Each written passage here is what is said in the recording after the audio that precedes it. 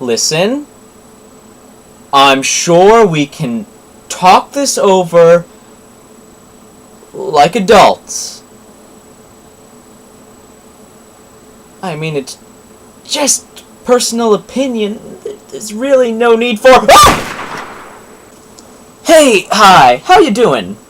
This is the Gamertron, and welcome to the Gamertron Show. Today I'm going to be talking about something very personal, something very near and dear to my heart. I am going to be talking about video games. As you can tell by the name of my channel, I really like video games. Correction, I love video games. More so than books and movies. I just think they're better. And I'm making an entire video to tell you why. Keep in mind, this is all personal opinion. Of course I would love to hear your opinion in the comments below. Please, tell me what you think. You think I'm right? Think I'm wrong? Think I'm bat insane? Do tell me. Now I have several points to make as to why I think video games are better than movies and books. Don't think I'd come here unprepared now, would you? Now, there are certain things that books and movies share that keep people entertained. Don't get me wrong. I, too, enjoyed a good read sometimes, and, of course, I'm a big movie fan. Just to give you guys an idea of my kind of taste in movies, let me show you. I got my 3 favorite movies right here. 9, Pacific Rim, and Dragonheart. Don't get me wrong. Don't get me wrong. Don't think I'm a complete sci-fi fantasy buff. I'm not. I do enjoy a good cop movie. I do enjoy a good lawyer movie, a good mystery movie, a good thriller. I enjoy all of those. But, well, I'll get into that later on. Now, I'm going to be looking at 3 categories, 3 subjects, 3 chapters, 3 points of interest. 3 things that I think define movies, books, and video games, and why I think video games handle these so much better. Those 3 things are narrative, entertainment, and creativity. These 3 things I find help finish, complete, and just create the product in general. So, why waste time? Let's get on with the show.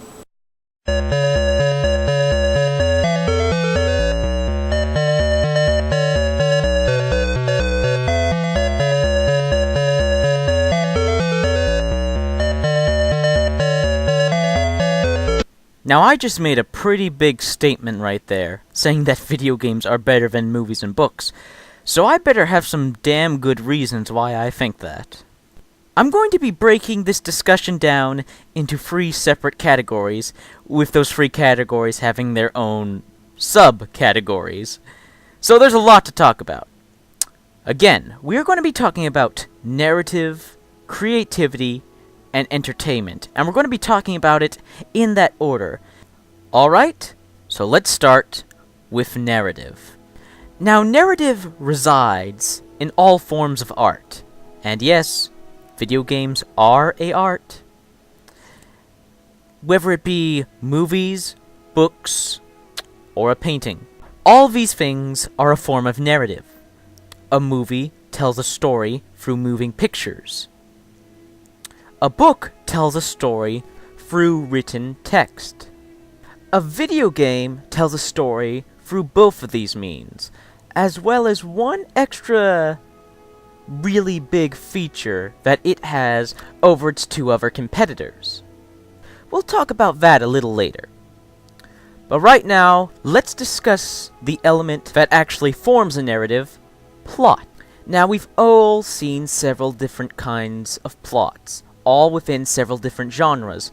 Fantasy, sci-fi, thriller, all of which have twists, turns, characters, settings, all that good stuff that gets you invested and wanting to see the story through to the end, to see the conclusion.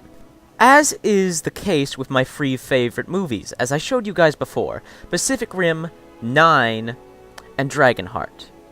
Now, I love those plots because they're not entirely based around twists and turns or a meaning or a lesson. I like those movies because they're more character-focused and setting-focused. The movies are more focused on developing these characters and showing you how they react to situations and the setting that they are in. It's more of a character study, as some would say. Now, don't get me wrong, I do enjoy a good story that focuses on, well, telling you a story, showing you a series of events that unfold into a life lesson, showing a series of emotions from how characters react in these kind of situations, or just giving you the answers you've wanted from the story. A nice conclusion that wraps everything up. But there lies my problem with both books and movies. They're all predetermined. When someone makes a movie, the movie is made. It can't go anywhere else. Nothing inside of the plot, like little elements like character actions, movement, on-the-spot decisions, or even big story moments. Changes can't happen. It's already made. Same thing with a book. Once it's written, it's written. But with a video game, the story can change drastically. In small ways, and in big, story-heavy ways. Now, this all has to do with that thing I was talking about at the beginning, about that one extra feature that video games have over movies and books. And that is viewer interaction. Or, since we're talking about video games, player interaction. When you're reading a book or watching a movie, you cannot change anything that happens in it. And doesn't that frustrate you sometimes? You read something or see something in a movie, and you're like, I wish they did that differently. I wish that was a bit longer. That took too long. I wish that was a bit shorter. With video games, you have that power. Let me give you an example. When an action scene is directed, the actor is directed to make certain movements, do certain stunts, perform certain actions, use certain fake weapons, and attack these certain people at this certain time. It's all directed. It's all predetermined. And it can only happen once. When you see something, it's done. You can't rewind it and see it happen differently. There lies the beauty in video games. Replayability. Now, I'm going to show you 3 scenes from an action game called DMC Devil May Cry. I'm going to replay the same segment, fighting the same 4 enemies, and you're going to see me fight them completely differently each 3 times.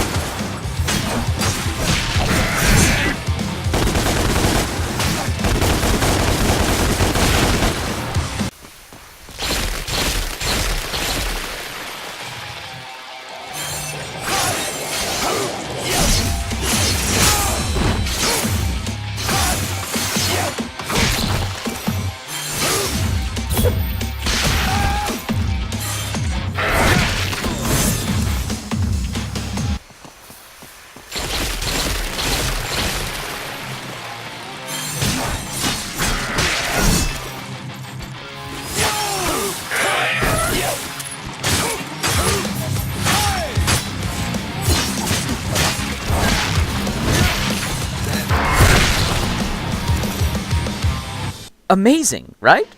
Those were the same 4 enemies, in the same location. But I, the player, made different movements, used different weapons, attacked different enemies at different times. It was the same segment, the same part, the same goal. But it was all done differently. And I can replay this a dozen more times and do it differently. I will never get the same outcome on how I fight these enemies, My movements will always be different. My actions will always be different. And my weapons, depending on my choice on which weapons I use, will always be different. And this power is one of the reasons I love video games as a storytelling medium. Because the player, no matter what game he's playing, always has influence over the story, even though the story and the conclusion may be predetermined, because some games, while offering you choices at certain parts to make different story decisions that will completely alter the story, how other characters in the story will react to you, how events will unfold in front of you. Some games don't have that.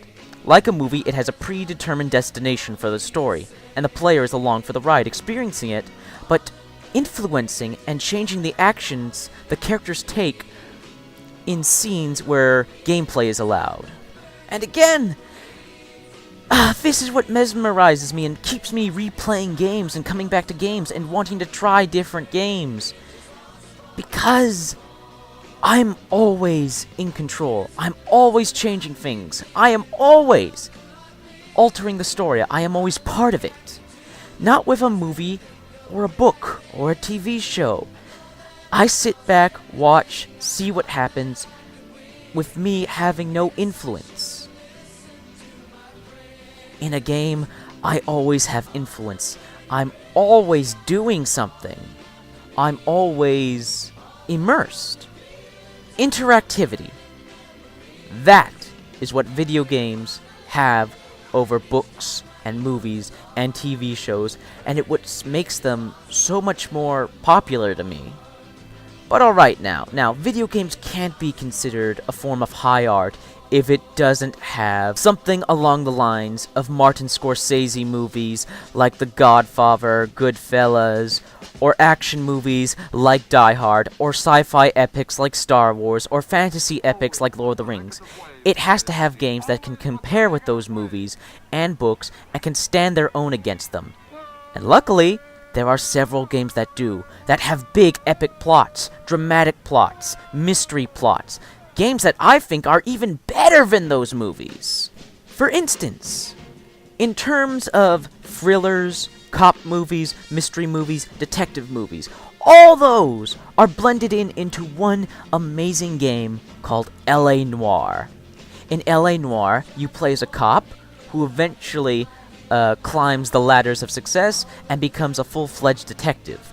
This game's story has everything you would want from a mystery, a cop movie, a thriller movie, a detective movie. It has all those bunched up into one amazing package, full of course, mysteries, twists and turns, conspiracies, interesting characters, horrific murders to solve, all of which take place in the colorful and fascinating world of LA in the 1940s. There's so much class, so much style and flair in this game, and in its story, in its setting. You really do feel like you are in LA in the 1940s. The clothes people wear, the technology that was used at the time, the way people talk at that time. Now sure, movies and books can pull this off, but not to the extent that a video game can. 'Cause you are Detective Cole Phelps. You are playing as him, you are moving him around, you are deciding his actions. And through him, you are exploring this fascinating world. You are talking to the characters along with him. You are seeing all these sights along with him. And you're seeing it all at your own pace, whether you want to take it slow and admire the scenery, or simply get to the next plot point. Now what about parody movies? How do video games work in the parody genre? Pretty damn well, actually, and like I keep saying, even better than movies and books. Hell, books don't even have parodies, do they? Maybe there is a good book parody out there, I just haven't found one yet. But yeah, movie parodies. Scary Movie, Hot Shots, Spaceballs, Robin Hood, Men in Tights. All of which are great parody movies. But, again, with a game, interactivity, as I stated before. You get to interact in this parody, and as an interactive media, which video games are, you get to interact in a parody, which means crazy, wild things that you get to take part of and control. For instance, one of my favorite, probably one of the only big parody games out there, Saints Row: The Third. Now, there are games and movies out there that popularize gangsters, that make them look cool, hip, and always seem to be on top of the world, on top of everything. Whether they're guys who can take on armies of cops or always get away from the law. Yeah, there are games and movies like that. Saints Row takes this step further by having these street-level gangsters become worldwide celebrities, making commercials, brands, clothes, cars. And remember, they're still gangsters, so they still hold people up, they still rob banks, but they sign autographs as they go along. And how hilarious is that? Not only do they rob banks dressed as themselves! Trust me, Burke. It'll be real. You're robbing a bank dressed like yourselves. Hell yeah. Who doesn't want to be Johnny Gat? Ultra postmodernism. Love it. Now, you are playing some bad people here, but the whole point of the game is that you're playing a bad guy who can do awesome things and is loved by the general population. Kinda like these other gangster movies and gangster games. But again, it takes it a step further by adding hovercrafts, lasers, zombies, all just for the hell of it and to have fun. Not only do you have fun doing all this crazy stuff, but again, interactivity. You have control of how crazy or silly your experience will be with it. For instance, I can jump out of a helicopter, parachute into a part, and kick the closest guy dancing next to me in the nads. Why? Because I can. It's silly, it's fun, and it's stupid. That's not the only parody out there. For instance, Deadpool. Now, some people may not know who Deadpool is. He's a fictional Marvel character who's an anti-hero. The past few years, he has become incredibly popular, almost as popular as Captain America and Spider-Man. However, Deadpool is not your average anti-hero, as he is batshit insane and breaks the fourth wall constantly, no matter what medium he's in. He's been in comic books, movies, and now even his own game. Now, what do I mean by breaking the fourth wall? For those of you who don't know, breaking the fourth wall means that a character in a movie, book, comic book, or game directly talks to the reader, viewer, or player. Directly talks to them. Talking to you. And this adds for so much hilarity, because the character you are playing as, moving around, controlling, when they start breaking the fourth wall, it makes them feel like they're alive. They have a mind of their own. They're talking to you. And it adds more of a connection than a movie or book can. Because again, everything is predetermined, and you're seeing it happen in front of you. But with a video game, when you replay stuff and you're playing as this character, it feels more personal when the fourth wall is broken. Now away from that, let's get into the serious, gruff, gritty stuff. Action. If you can't tell, it's probably my favorite genre and one of the reasons I play video games and don't read books that much. While I wouldn't call myself an adrenaline junkie, I do enjoy a good bit of it now and then. That is, every day. Now with a book, when it comes to action, it just doesn't work for me. I'm reading stuff that's happening. I'm not seeing it. I want to see it. I want to see that explosion. I want to see that character dive out that window. I want to see that character shoot that gun. And I want to be part of it. Now with a movie, it's one step forward, two steps back. You get to see everything that's happening, but you're not part of it. You're not right up close. You're not interacting in it. And with a video game, my oh my, you are your own action director, as I made the point with showing that DMC gameplay and showing that part 3 different times. You can replay glorious action segments and see different things happen. Sure, there are set pieces, as there are set pieces in a movie. Predetermined stuff that's going to happen, like a certain explosion or a certain building that's going to blow up. But in a video game, you are not held back from how big you can make these set pieces. With a movie, you are. With a movie, you have to rely on CG or practical effects, and that costs a lot of money, and you can't put constant set pieces, because, well, you're going to go over budget. With a video game, everything is in a virtual world, a graphics engine, and depending on how well you know how to use that engine, you can make as many set pieces as you want. Not only that, a good action plot needs to be implemented, and video games have that down.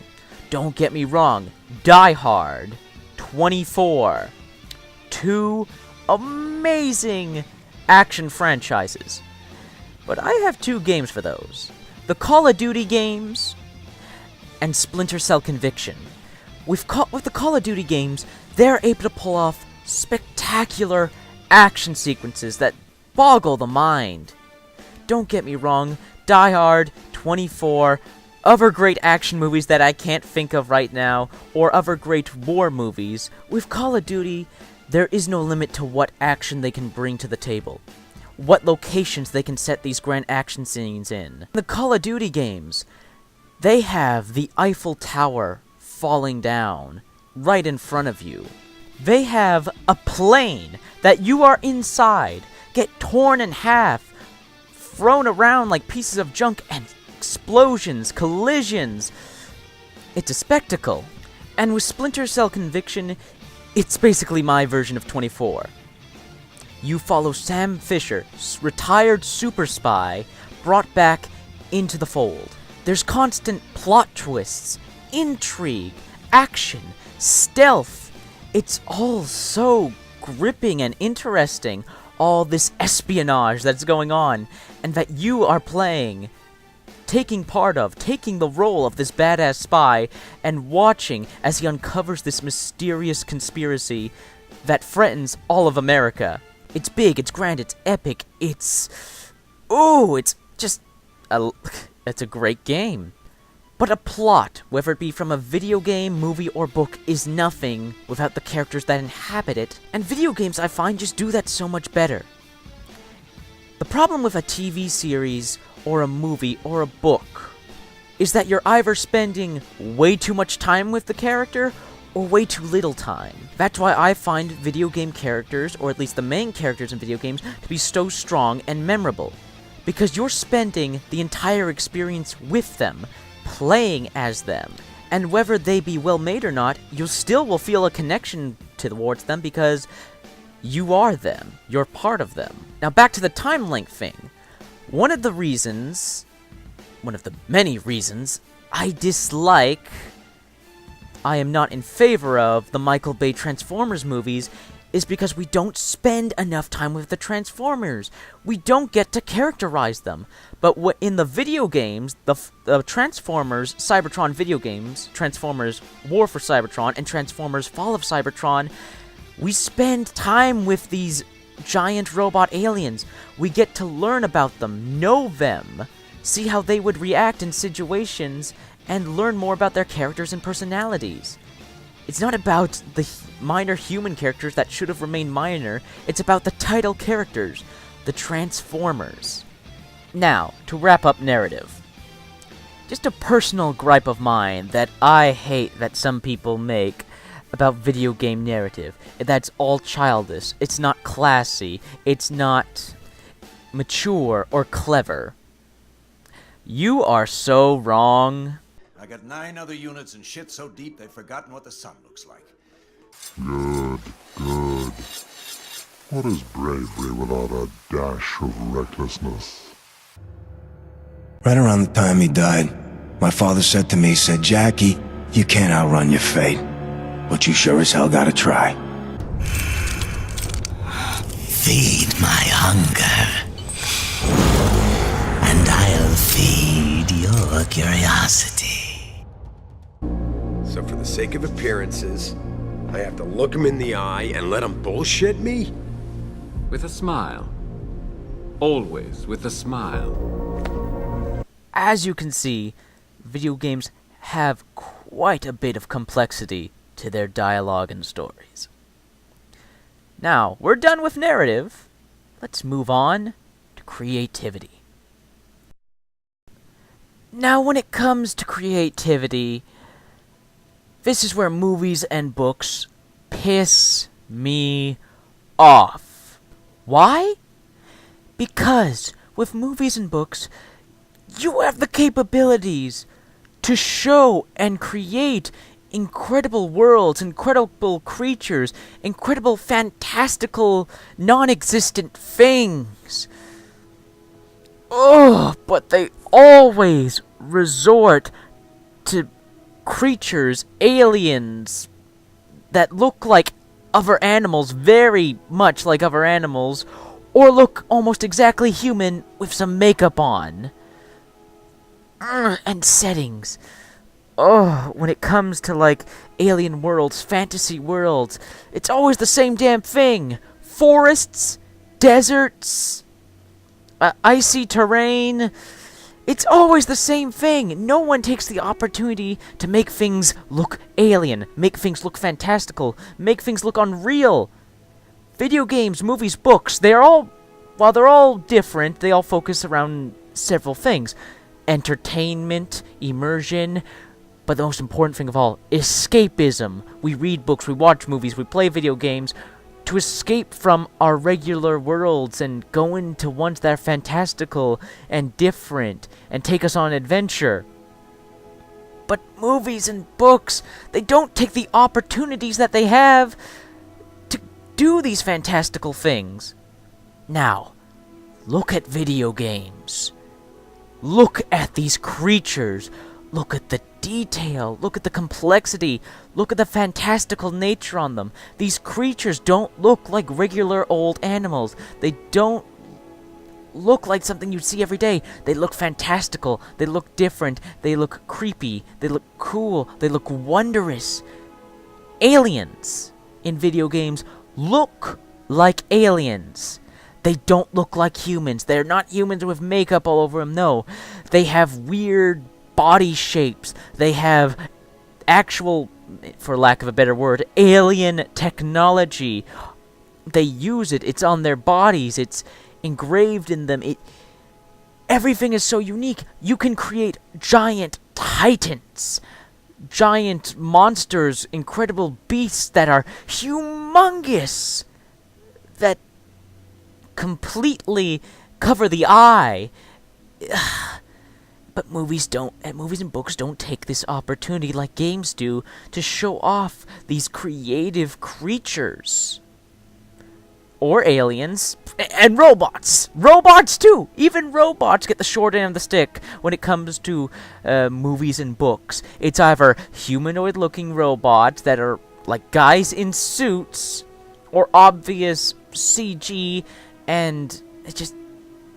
when it comes to video games, they make the robots look like robots. They look mechanical. They look mechanized. They look like machines. They look like...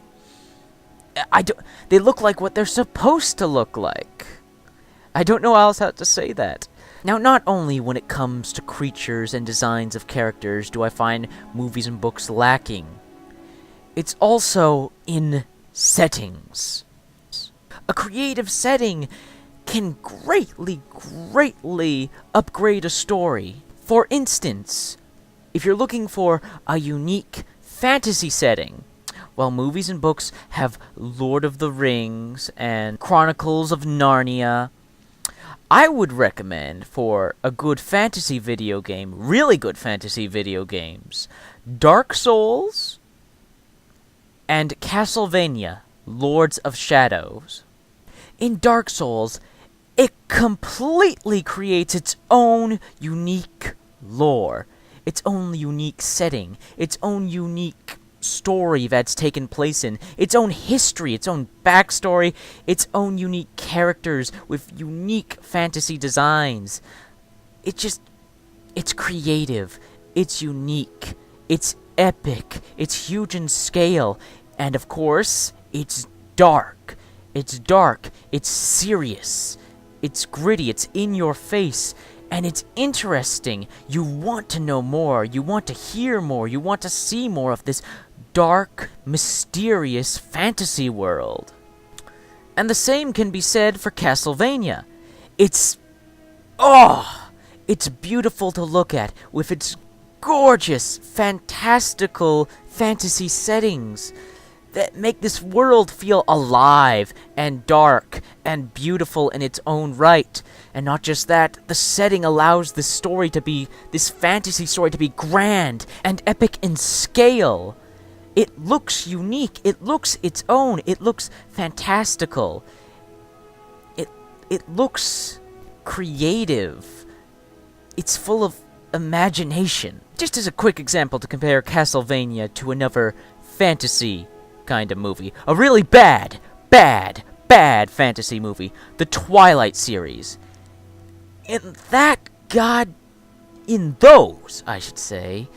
Those goddamn movies, the werewolves and vampires don't look like werewolves and vampires. They're a pussification of these horrific horror monsters. In Castlevania, they look like monsters. They look terrifying. They look dark and bloody and violent, as these creatures should. Now, with sci-fi. Now, I will grant the sci-fi books and movies this. In the sci-fi genre, that's where you will find the most creativity and the most unique technology, creatures, and characters. And settings. Star Wars, Star Trek, Aliens, hell, even Avatar. Oh, Blade Runner, Terminator. Creativity, my god. Those movies have actual creativity. And the same goes for video games, much more so. Great sci-fi video games like Mass Effect, Binary Domain, and Deus Ex: Human Revolution tell gripping sci-fi tales that will immerse you in these futuristic worlds. With Deus Ex: Human Revolution, you're seeing humanity from a new front, with augmentations. People basically replacing their body parts with technology that can improve their lives, but in a way downgrade it. This plot about augmentation, the evolution of humanity, whether it's right or wrong to change our bodies into something that we aren't, it's gripping, it's compelling. Not just that, in this unique sci-fi world, you can have plot twists, conspiracies, characters, all unique to its own in a sci-fi world that is its own, yet similar to ours, but more compelling with its sci-fi technology and setting. With Binary Domain, it asks the question, the moral question, whether or not artificial life is real life. In this story, you see that robots have become so advanced they can look like humans, feel like humans, and believe. The robots actually believe that they are humans. And it's this fantastical, intriguing plot that asks these moral dilemmas as where does life end and where does life begin? All the while showcasing awesome action scenes against these creative, actually robotic-looking robots that you get to see the insides, the little tinkering, the wires, all the metal, the scrap. You get to see these robots as robots in these spectacular action scenes. And the big daddy of sci-fi opera, space opera, in video games. While movies have Star Trek and Star Wars, we, in the gaming industry, have Mass Effect. Now, Mass Effect is one of my favorite games of all time. Well, Mass Effect 2 and 3. It takes what you love about sci-fi from Star Wars and Star Trek and amplifies it by 100 with unique characters that you care for and aren't even human. They humanize aliens in Mass Effect and feel like living, breathing people. These characters, these creatures feel alive. And not just that, it takes place in this grand setting that consumes the entire galaxy. The stakes are at their highest in this sci-fi epic. You see space battles, unique sci-fi spaceships. You see designs that are unique to the sci-fi genre that look like they're full of imagination and hard work. And with basing this in its unique sci-fi setting that spans an entire galaxy, you get to explore worlds, find hundreds of other stories going on in all these other places in the galaxy that coincide with this grand epic plot of survival against all odds. With Mass Effect, it feels like it's sci-fi. It feels like it's in this creative, futuristic, alien environment. It doesn't feel like in movies. It doesn't feel like a set. It doesn't feel like CG. It feels like this science fiction setting is fantastical and real and believable. It's heart-pounding, it's emotional, it's adrenaline-fueled. It's awesome. Now, I would be an idiot if I didn't mention another game while we're talking about creativity. BioShock. Critically acclaimed for many reasons. Gameplay, story, graphics, and of course, the setting. BioShock takes place in an underwater city in the 1940s. Now, you are combining a classy, interesting, colorful era, the 1940s, with science fiction, and the blend is perfect. BioShock takes place in the underwater city of Rapture. And Rapture is breathtaking. Haha, see what I did there? It's underwater and... Moving on. What I love about Rapture, as it is my favorite environment, my favorite setting in all of video games, it's so unique. It takes place under the water, like the mythical city of Atlantis, only with so much color and character and depth. Haha, you see what I did there with depth? Because water, ocean levels... Okay, I'm killing myself here. What I love about Rapture is how it's torn up, wrecked, almost dystopian. What the hell am I saying? It is dystopian. This dystopian underwater city tells a story through its environment. If this game didn't even have any dialogue, or those diaries that you can pick up and listen to, the environment itself would tell a story as you walk past all these windows and see the other underwater buildings surrounding you, and you see all the destruction and dismay of this once glorious looking, this breathtaking, almost utopian before it became dystopian environment. Just looking around, taking in the scenery, you yourself can build a story about what happened here, about how this place came apart just by looking at it.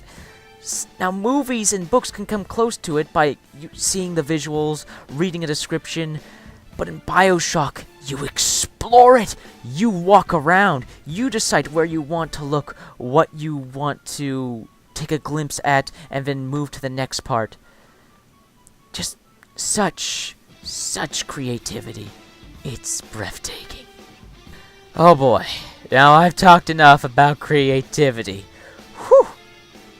Now, let's get to the most important part. What I think to be the most important part about books and movies, what keep us engaged and what keep us coming back to all these forms of entertainment. The word itself, entertainment. We all read books, watch movies, and play video games to be entertained. Whether it be through an immersive story, breathtaking visuals, adrenaline-pumping action. The point of all these mediums is to keep us in a state of bliss. And again, I believe that video games do this the best because of that main feature that I talked about in narrative and in creativity, interactivity. The thing that keeps you constantly immersed in the visuals and the action and the story, the fact that you are a part of it, makes it all the more entertaining, and the fact that you can control how you will be entertained, whether by following the story and doing what you were intended to do, or perhaps doing your own thing, goofing around, looking for other choices. But what I find the most entertaining about video games, besides all that, which is pretty entertaining, what I find the most entertaining is that there is always a video game that gives you what you want. Some examples. I like the Spider-Man movies, and I like the Batman movies, but I don't think they're as good as their games. For instance, I find the Spider-Man movies focus way too much on Peter Parker and the side characters. I came to this movie to see Spider-Man being Spider-Man, doing heroic things, and getting into crazy creative adventures. With Spider-Man Shattered Dimensions, I got that in spades. It gives you exactly what you want from Spider-Man if you're a fan of Spider-Man. You get to stick with Spider-Man, not being Peter Parker, just Spider-Man through the entire adventure. And not only that, you don't just get one Spider-Man, you get 4 different, unique Spider-Man from 4 different versions of the Spider-Man universe. This leads to so much unique plots and just diverse entertainment from having 4 different Spider-Man. One being the Spider-Man we all know and love, who takes place in the present, is an adult. Another Spider-Man who has the black symbiote suit and is a much younger, snappier version of him. We have a Spider-Man in the future. We have a Spider-Man in the past. It's unique, it's creative, it's diverse, and it gives you exactly what you want. You came here to see Spider-Man being Spider-Man, doing Spider-Man things.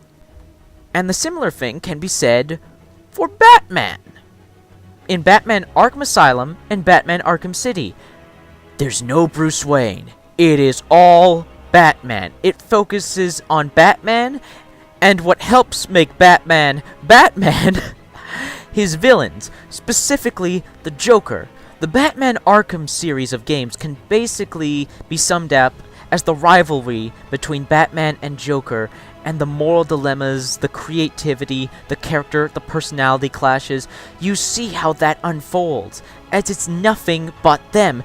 The inner conflict between Batman and the Joker, the moral dilemmas, the personal dilemmas, the action. You see Batman being the badass superhero that he is, and you see the Joker being the cynical, maniacal, crazy bastard that he is. The games give you what you want. Nothing else. No trimming, no filler. It gives you what you want. The Spider-Man games give you Spider-Man through and through, and the Batman games give you Batman through and through. Now, you can't talk about entertainment without talking about, let's admit it, what entertains us human beings the most: violence. Oh! What the hell is that? You see that? Holy shit, it's the devil!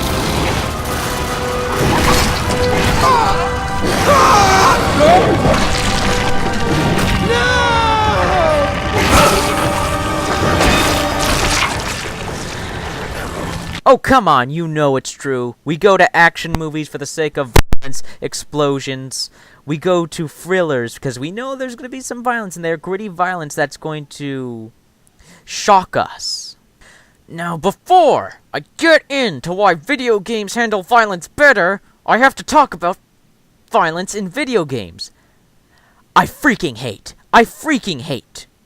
when movies and books do things, hell, even TV shows, do things unbelievably violent, unbelievably gory, unbelievably brutal. Oh, Jesus Christ.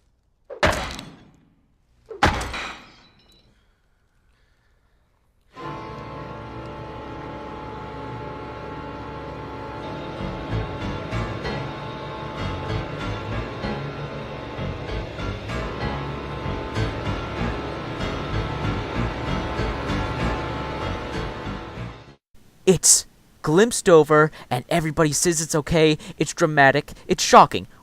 When a goddamn video game does it, it's the worst thing in the world. It's Armageddon. It's evil, all of a sudden, just because a video game did it. Think about what you have to lose.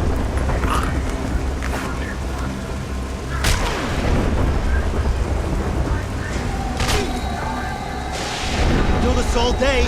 We got plenty of windows. Think, people. Think. Do you have any idea how freaking hypocritical that is? Video games, like movies, like books, have matured over the years. They can tell more violent, more dramatic, more darker stories, just like movies, just like books. Not everything is for kids. Video games, when they started out, were for kids. They have evolved and matured. Get over it. With that out of the way, why video games handle violence better goes back to creativity. Violence in video games can be so much more creative, more imaginative, and more fun, more immersive, adrenaline fueling, all that good stuff. Because of the enemies you fight, the weapons you use, the character to play as, the powers and abilities you have at your disposal, violence becomes an art in itself. It becomes something mesmerizing to look at. And of course, as I keep saying, there's that interactivity, where you choose how the violence unfolds, how violent it is, and how creative the violence is. And that makes it more entertaining than simply watching violence unfold in a movie or reading violence from a book. You are part of the violence. You are in the violence. And I know I'm sounding like a psychopath, but come on. Remember, don't be hypocritical. Just because video games are violent doesn't mean movies and books can get away with being violent too. Don't say I'm a psychopath because I like violent video games when everybody else watches violent movies and reads violent books. Video game violence is far more entertaining because you are a part of it. And after all, aren't movies, books, and video games escapism? They're not real. They're meant to indulge fantasies. So why can't I be an action hero and kill all the bad guys? Or one of the horsemen of the apocalypse, slaying angels and demons?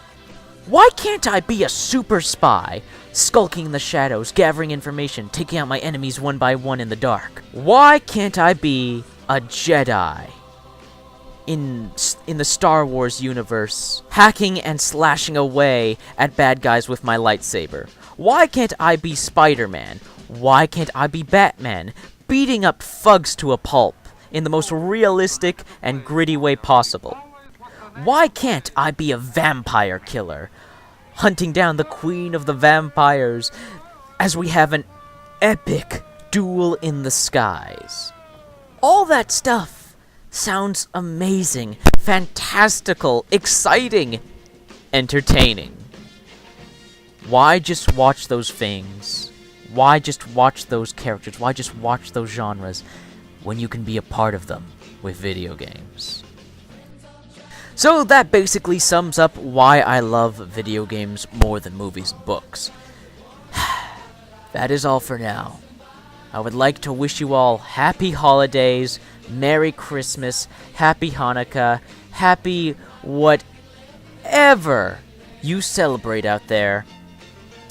Happy New Year's, good life, goodbye, good luck.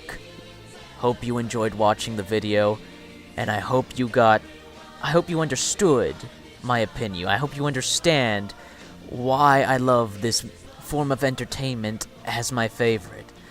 I hope you understand why I love video games and why I think video games are better than movies and books, and I hope you can respect that.